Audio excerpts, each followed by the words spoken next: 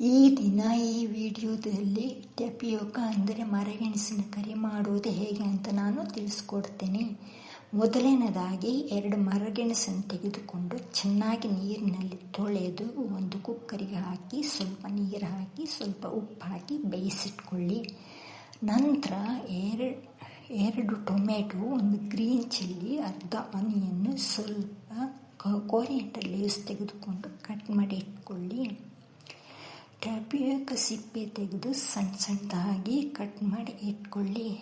ಸ್ವಲ್ಪ ಅಂದರೆ 1/4 ಕಪ್ ಆಗುವಷ್ಟು ತೆಂಗಿನಕಾಯಿ ತುರಿ ಮಾಡಿ ಇಟ್ಕೊಳ್ಳಿ. ನಂತರ ಒಂದು ನಾನ್ ಸ್ಟಿಕ್ ತಗೊಂಡು 2 ಸ್ಪೂನ್ ಗೀ ಅಥವಾ ಆಯಿಲ್ ಹಾಕಿ 1 ರೆಡ್ ಚಿಲ್ಲಿ ಹಾಕಿ ಸಣ್ಣ ಸಣ್ಣದಾಗಿ ಕಟ್ ಮಾಡಿ ಇಟ್ಕೊಂಡಂತಹ ಗ್ರೀನ್ ಚಿಲ್ಲಿ ಹಾಕಿ ಸ್ವಲ್ಪ ಜೀರಾ, ಸಾಸಿವೆ, ಕರಿಬೇವು ಹಾಕಿ ಮತ್ತು ಸ್ವಲ್ಪ ಗಾರ್ಲಿಕ್ ಹಾಕಿ ಚೆನ್ನಾಗಿ ಫ್ರೈ ಮಾಡಿ. ಅದಾದ ನಂತರ ಆನಿಯನ್ ಹಾಕಿ ಫ್ರೈ ಮಾಡಿ. ಅದಾದ ನಂತರ ಸ್ವಲ್ಪ ಜಿಂಜರ್ ಪೇಸ್ಟ್ ಹಾಕಿ ಫ್ರೈ ಮಾಡಿ. ಅದಾದ ನಂತರ ಎಲ್ಲ ಪೌಡರು ಅಂದರೆ coriander, jeera, turmeric, 1 spoon red chilli add ಮಾಡಿ ಚೆನ್ನಾಗಿ ಫ್ರೈ ಮಾಡಿ.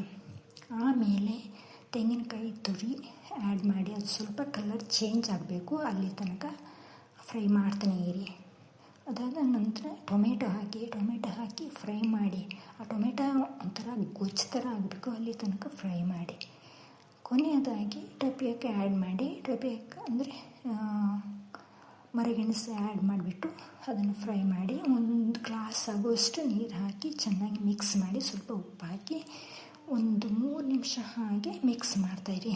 ಅಲ್ಲಿ ಕರಿ ರೆಡಿ ಆಯಿತು. ಕೊನೆಯದಾಗಿ ಕೊರಿಯಂಡರ್ ಲೀವ್ಸ್ ಅದ್ರ ಮೇಲೆ ಹಾಕಿ ಚಪಾತಿ ಜೊತೆಗೆ, ದೋಸೆ ಜೊತೆಗೆ ಮತ್ತು ರೈಸ್ ಜೊತೆಗೆ ತಿನ್ನಲಿಕ್ಕೆ ಇದು ಚೆನ್ನಾಗಿರುತ್ತೆ.